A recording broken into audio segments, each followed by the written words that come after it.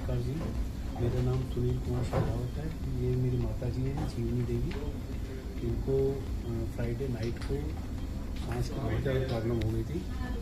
ठीक है, फिर हम रात को 3 बजे के लगभग इनको फोर्टिस हॉस्पिटल में लेकर आए। डॉक्टर प्रशांत की टीम थी यहाँ पर, उन्होंने बहुत अच्छी केयर करी।